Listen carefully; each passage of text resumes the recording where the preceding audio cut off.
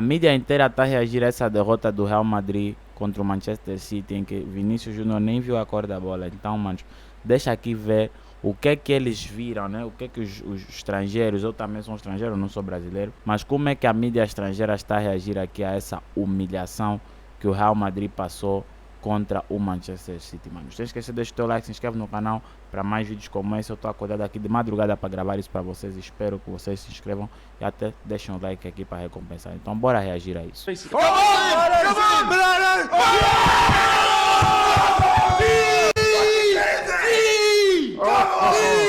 Bernardo! Oh, wow. Come on, go on, come on! Oh, Bernardo Silva again!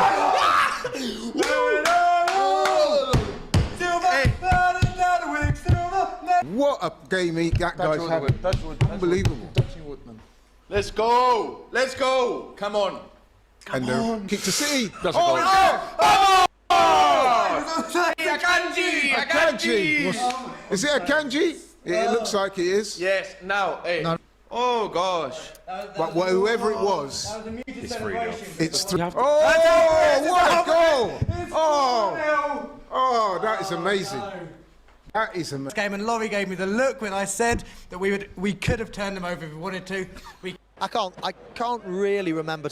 Liverpool in recent years have blown teams away in the first half. I can think of a few good performances, great performances, but rarely. I'm trying to think of something as dominant as that. That was ruthless, and you've got to take into consideration the opposition, the stage of the competition as well, the pressure that was on them, everything. That was just unbelievable. I mean, it took our breath away watching it. Yeah, I think you can look at performances like that and recognise there has been them in regards to Liverpool, but the tie was potentially over. It was like 4-0, so you expected it. But when the tie was so close and so in the balance, you don't expect a team to just dominate the way that Man City did tonight. And I think it's the manner in which they've done it. It wasn't like we've just like kind of come out and run over you. It was tactically, they dominated, even being clinical.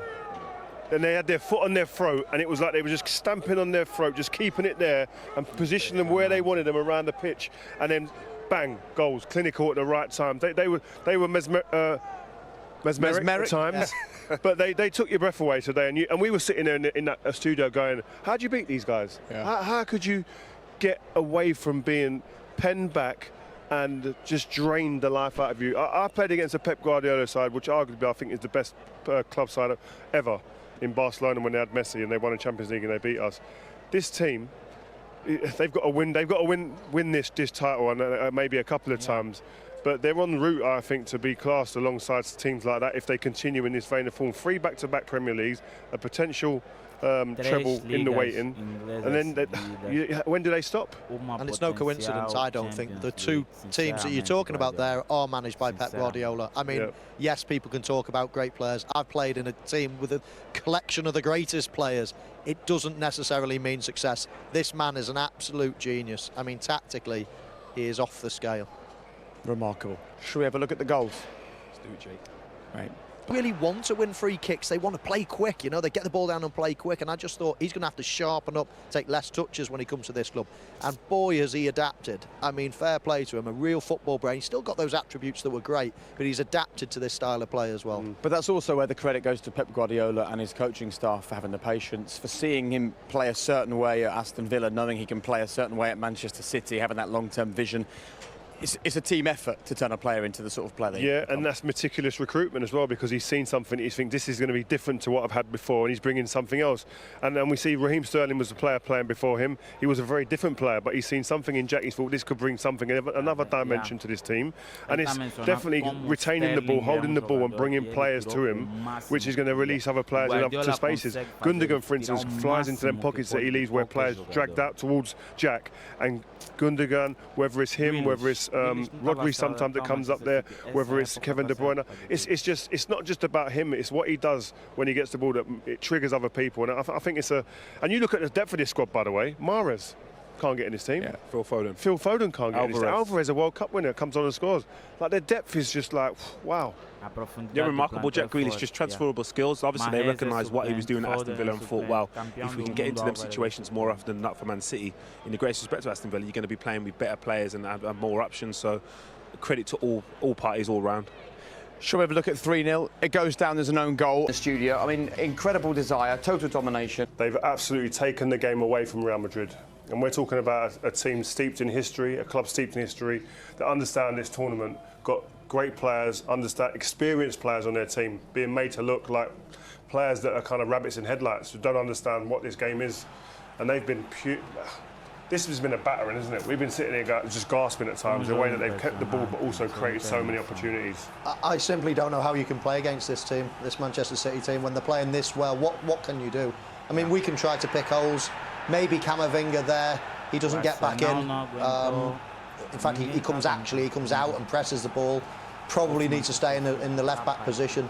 But I mean, we're splitting hairs. This team is just impossible to defend against. Kroos, maybe? Yeah, can he come back and help? That it's like a lack of acknowledgement who's in possession, or lack of respect that Kevin De Bruyne is in possession, because he's going to find that pass. If there's an angle there, he will find it, and it's just a clear. For me, it's clear that Real Madrid defend as individuals. They don't have any identity out of possession in this instance, in this game. It wasn't the case in the first leg, but this leg it's like, wow, we're just going to rely on our individual brilliance, but it hasn't been the case. And I think we've marvelled at players playing in different positions and rotating. You see Camavinga stepping out here in the right-back area. So for both goals, he's come out of his natural position, which is, if you do that, you have to have other players like Jolyon saying, you've got other players who've got to sit in and see that and cover. Here, Gundogan with a fantastic run, but that position there, you'd expect maybe Camavinga to be around that area where the ball is headed in and around that area somewhere. But I mean, Gundogan, you can't deny it, the way he's played this in the last couple of months of the season. But just look at this from deep, understanding timing. Jack Grealish, who I think has been fantastic as well in his 1v1 positions. But Modric he's even next to him, and then when the ball goes to Bernardo, there's 10 yards between them. That can't be the case when you're in the box. You can't be next to someone and all of a sudden you find so much space. Camavinga actually gets back in and starts marking Silva again, and then he sees Gundogan and thinks, I've just got to go, and obviously leaves his man. But there's that many players that sprint forward for Manchester City. You've even got centre-halves sprinting forward, and what chance have you got? It is just... That was as big a mauling as I've seen in a long time. But sometimes less is more. We see Camavinga working hard, but sometimes it's a case of staying where you are and being hard to break down the space. So you're creating space for Man City by just running around and showing a lack of inexperience. And I think Man City are the team that they want you to come on. If you come and press them, they say, please, thank you, because we're going to see holes. Like you say, Kevin De Bruyne, Gundogan. They are Serie A team. They will never care how they win it. Neither will their fans. There'll be no expectation. It's a one-off. And let's face it. I mean, great goalkeeper, very good back three, a midfield that certainly is going to be able to cope with Manchester City much better than this Real Madrid midfield could. And I think we all knew that. And now you have Lautaro Martinez with his best season, scoring in every game. Probably the best moment for Lukaku. And watching yesterday, what can you say about Edin Dzeko at 37, who was making defensive sprints for 50, 60 yards and still looked dangerous on set pieces, for and against, which is very important, has helped out. So I think this is going to be a very, very uncomfortable one, not to mention that, of course, not a home support, and it's a one-off. And, you know, that's different in terms of managing the home and away. But you think City will win it? I think they're favorites, but let me put it this way. If Inter won it, there'll be zero shock here somehow. If they, you know, even if it was an ugly game and they survived the onslaught, which you can against Manchester City, if they frustrate Manchester City, it's possible. But for me, Manchester City are clear favorites. Mark? Yeah, I mean, we can't say that City aren't favourites, but I do agree with Yanis in the sense that Inter will go into this game, they'll have no sense of wanting to match City what they do. They'll have no concerns whatsoever about playing their game. I think sometimes teams can go in against Man City and be terrified of what they play and try to find a way to beat them. Inter will be Inter. They'll be Italian, they'll be tough to it, they'll be so well organised. And you know, nobody plays you two up front anymore. And Inter will give a challenge to City that we're not used to. They'll having to deal with Lautaro and Dzeko, or Lautaro and Lukaku. It will be a different challenge. Now, obviously, Inter might decide that having two forwards is too much of a risk against Man City, but I don't know. I think they'll stick with it. And I think midfield, they're a very experienced team, Inter. And I think that helps them, that the players will be experienced enough to know how to handle the occasion. They play for a super club like we were talking before about the historic clubs. Inter are a historic club, you know. You look in the stands last night and you've got people like Luis Figo there, you've got all the greats from the past, and I think that makes a difference. If you play for a club that you can look around and you can see the ghosts of the past that have tread the path before you, that have done it before you can take inspiration from it. You know, Zanetti was there last night. I think City haven't got that yet. And if you're a Man City player, you're doing it, you're walking that path the first time. And I think sometimes it does actually help to be at a club that has that history. And you look around thinking, this club has done it before, we know how to do it. And it takes the edge away. So I think Inter have got, they are probably the best placed team to beat City on a one-off occasion because of the way they played. Não concordo com esse gajo. O Manchester City chega nessa final com muita mais experiência que a Inter, mesmo que o Manchester City tem menos história que a Inter na competição, mano. Sinceramente. A Inter tá nessa final como underdog. Because they've got that old school experience and that belief, and they're in form as well. They've hit some form at the right time. So, and also a little bit of narrative as well. Dzeko obviously was the big guy at Man City, helped win the league that time. There's 3 ex-Man United players there. Now, what a story that would be if Mkhitaryan, Lukaku or Darmian had an impact in stopping City win the treble. Who knows? Well, we will find out soon. Your thoughts as we wrap up the show, Alex? I mean, look, yeah, in a final, in a one-off game, you never know. I mean, yes, I would probably be amazed if City didn't do it, unless the nerves of the occasion and being so close once again, if that somehow gets to them. But I still think City will have more than enough. Yeah, I had the feeling that we had 1 year pain in our stomach. What happened last season? I think today went out everything that we had. It was so painful last season. When the people say lack of character of these players during 1 year, we show again how special this group of players they are. I would say a big congratulations for all organization, since our chairman, our owner, until the last person, because they work with a real purpose, and yeah, we are there. Was that what you were saying on the pitch to the players? Because you're pretty much hugging everybody. Yeah, of course. There's a lot of work behind, and you have to celebrate it.